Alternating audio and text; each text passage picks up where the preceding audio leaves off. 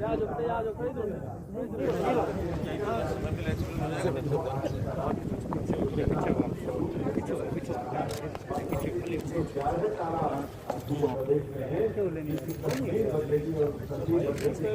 sir. Yes, sir. Sir, yes, yes. Sir, this side. Thank you, sir. थोड़ा नीचे लो प्रधान जी। मेरा क्या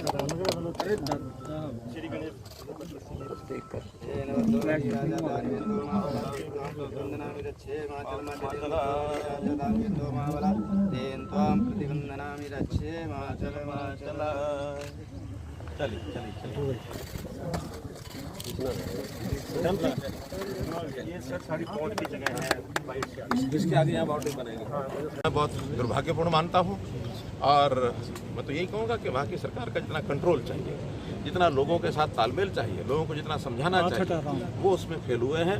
और सरकार के आते ही इस प्रकार का हिंसात्मक जो ये नाच हुआ है ये निंदनीय है। और इस पर फिर भी मैं कहूँगा, पंजाब सरकार को अपील भी करूँगा कि सारी व्यवस्थाएं ऐसी बनाएं ताकि ये चीज़ आगे बढ़े नहीं और जहाँ है वहीं ये समाप्त हो। सामाजिक ताना बाना बिगड़ने नहीं देना चाहिए। ये सभी राज्य सरकारों का और केंद्र सरकार का भी हमारा प्राथमिक दायित्व होता है। उस दायित्व को अपने सरकार को निभाना है। 6 रुपये पड़ती है। वो जो बिजली के इतने सारे यानी जो लगा के गए भी थे, उन्होंने कभी नहीं सोचा कि इसका कितना दुष्परिणाम होगा। कोयला मिल नहीं रहा, हम केवल पैसा लगा के लगाने। हालांकि हमने भी एक यमुनानगर के प्लांट की एक परमिशन ले ली है 750 मेगावाट की, लेकिन उसको तो 2 साल लगेंगे अभी।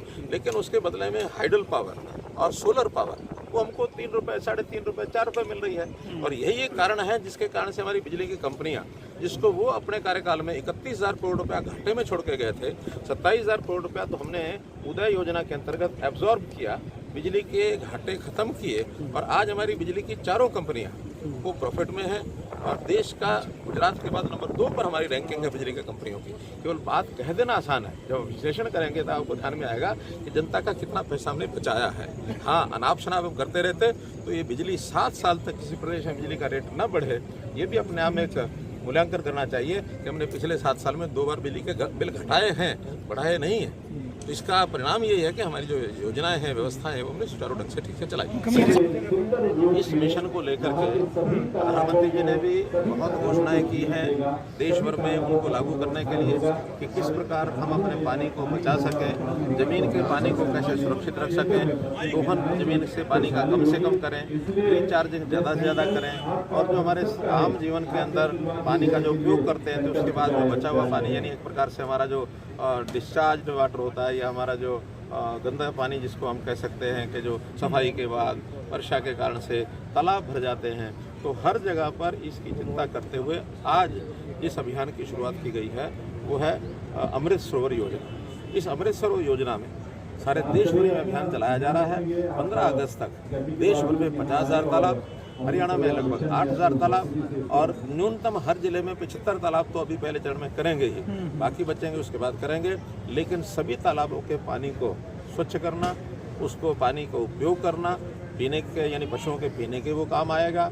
और जहाँ कहीं ओवरफ्लो होता पानी उसको इरिगेशन के माध्यम से हम वहाँ पर ट्यूबवेल लगा करके और माइक्रो इरिगेशन के माध्यम से गाँव के आसपास हमने इरिगेशन डिपार्टमेंट को और एग्रीकल्चर डिपार्टमेंट को कहा है कि उसका एक कमांड एरिया अलग से बनाएं ताकि ये जो पानी है इसका उपयोग करके हम वहाँ सब्जियां हैं, वहाँ पर फल हैं, वहाँ पर फूल खेती है या सामान्य खेती है, उसको हम उपयोग कर सकें। बहुत तालाब हमारे ऐसे हैं जहाँ गहराई पानी की अच्छी है और वहाँ पर हम फिशिंग का यानी मछली पालन का काम भी शुरू करा रहे हैं ताकि लोग उसको भी अपनी आजीविका में ला करके और मछली पालन का भी काम वो कर सकें।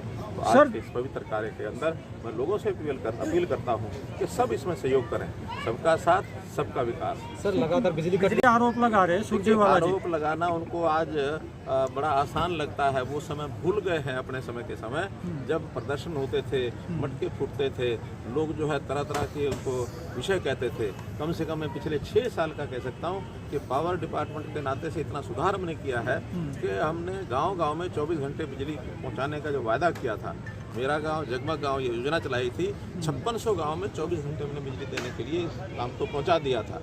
अब बाकी उसमें केवल 800 गांव बचे हैं, वो जल्दी पूरा कर देंगे। इंडस्ट्री, उसकी खपत हमारी बढ़ गई है। लेकिन ये इस समय पूरे देश भर में जो एक गर्मी का वातावरण बहुत बढ़ा है, दूसरी ओर से कोयले की तंगी हो गई है। तो उस कोयले की तंगी के कारण से सब जगह के जो थर्मल प्लांट्स हैं उसमें कई बंद हुए हैं।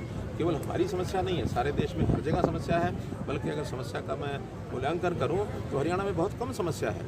हमारे यहाँ तो 1500-1600 मेगावाट कम हुए हैं। और दूसरे प्रदेशों में नाम नहीं लेना चाहूँगा मैं, जहाँ बिजली उनकी आधी मिल रही है उनको।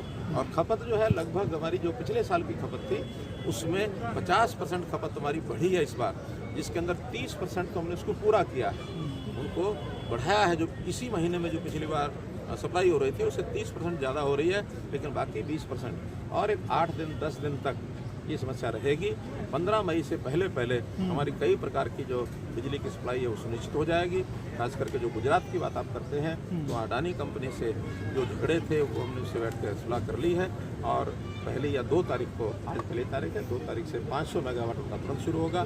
500 मेगावाट आगे 10 दिन में फिर शुरू होगा। भाखड़ा की जो बिजली है वो भी मई के महीने में हमको 1000 मेगावाट के लगभग बढ़ जाती है, क्योंकि सिंचाई का पानी भाखड़ा डैम से छोड़ा जाता है और जब पानी छोड़ता है तो बिजली भी बढ़ती है। इसलिए कोई किसी प्रकार की ऐसी बात नहीं है जिसके कारण से कोई पैनिक फैले। लोगों को जितना थोड़ा सा अब इस समय सहयोग करना चाहिए उसके लिए हम अपील करते हैं कि वो सहयोग